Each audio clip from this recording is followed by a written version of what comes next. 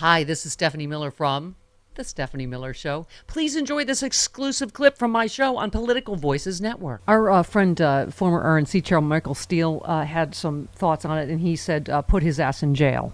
That's a, I don't know if that's illegal. Well, that's the tricky part, right? Is what do you do when he, not if, but when he violates it? Right. And I think, you can use, usually most ordinary people would get a warning first, maybe a fine, maybe escalating fines. That's what we've seen in New York, right? It was 5,000, then it was 10,000. Yeah. But at some point, that is the power the judge has, which is for contempt to jail somebody. And we'll see whether any of these judges has the guts to pull the trigger. I don't know. Yeah, I mean, this is Michael said, put his ass in jail. That's how you end it. That's how it stops. I think we all have this feeling. That's what would happen to you and me. Yeah. Are we going to wait till something really awful, more awful, continues to happen? I mean, the last ruling on Judge Chutkan, she pointed the finger at Trump in a blistering order denying a motion to strike mentions of January 6th from his election crimes trial. I swear to God, for lay people, we're like, how can you possibly do a trial and not mention it? Right? In concluding her order, she threw in an aside about Trump's own inflammatory and unsupported accusations against President Biden, referenced the potential for prejudice generated by the defendant. I think it's, again, some of these rulings are just so inexplicable, particularly Judge Cannon's. Can we talk about Judge Cannon? So, again... you've seen Norm Ornstein called for her impeachment. I know that's sort of unlikely. This one, I just wanted to get your take. Who is this? David Kurtz said, obviously she looks like she's going to delay this till after the election. The icing on the cake, Cannon has done what she's done in a way that will make appealing her or seeking her recusal virtually impossible at this stage. Is that true, do you think, Barb? Yeah, so it's very interesting. She has not done anything, in my view, that's illegal or reversible. But she is exercising her discretion in a way that is very favorable to Donald Trump. Of course, last year, I think she really properly brought some suspicion to herself when she allowed this unprecedented direct challenge to a search warrant. I mean, that's not how it's done. Right. You have to wait until a charge is filed and the search fruits are offered as evidence, and that's the point where if you think there's something wrong, you can strike it down. Instead, she allowed this sort of sideshow to go on until she was reversed by the Court of Appeal. So I think that raised everybody's suspicion about her a little bit. And then in this case, what she's done here, I think, is by allowing delay in some of the interim deadlines here, I think she has made it inevitable that that trial date currently set for May is not going to happen. There's classified information in this case, and there's a procedure that you use to deal with classified information to make sure that everybody gets to use the evidence they need, but that evidence is not disclosed to the world in a way that would harm the national security. That process takes a good bit of time to work through.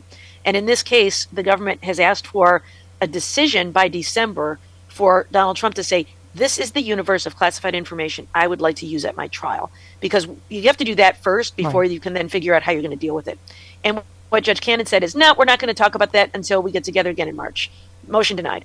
So if you're not going to even look at it until March, there's just no way to build that process in within the 2 months between March and May. So she has not delayed the trial yet, but it signals that that's inevitable. So, and then when do you set it, right? Then you've got the trial coming. And so there's a worry that she will sort of incrementally keep moving the goalposts until we get past Norm Ornstein, I think, argues for her impeachment, knowing it'll go nowhere, but will highlight her conduct. I know Andrew Weissman said Jack Smith has to be weighing whether or when or how to seek her recusal from the Court of Appeals and her removal.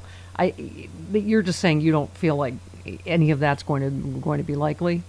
No, I don't think so. I just don't think they've done it. She's done anything egregious enough. I just think, I'm maybe if we just wait for it. Yeah, I know. How long do you have to wait? I mean, I'm very suspicious of her because of what happened last year.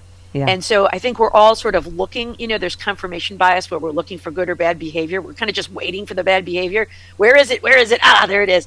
I mean, she hasn't really done anything yet other than say, no, government, I'm not going to make Donald Trump disclose earlier than legally required which classified documents they're going to use. So she's within her discretion to do this, but she's certainly exercising it in a way that is very favorable to Donald Trump and in a way that makes it, I think, inevitable that the trial date will be delayed. But, that alone is not misconduct. That alone is not an impeachable offense. I don't think it's even a basis for recusal. But I think that this demonstrates the power a judge has to manage a case. I don't think you're going to get reversed for making discretionary calls about how you want to manage the docket as long as you're not violating the law. So I think she's going to be smart enough to be very savvy, but whether it's because she favors Donald Trump or just fears handling this case, for the love of God, I don't want to have to decide this case. I'm just going to kick it down the road, let all these other trials go first, and then maybe I will be absolved of my responsibility because Donald Trump will be elected president and he will dismiss this case against himself. Except Seems like that might be what's going on. Her keeping this May thing is also pushing Fani Willis's back, right, to August. Yeah. Well, maybe that's part of the strategy, right? As long as it's on the calendar, you've got to lock up a couple months there for this trial.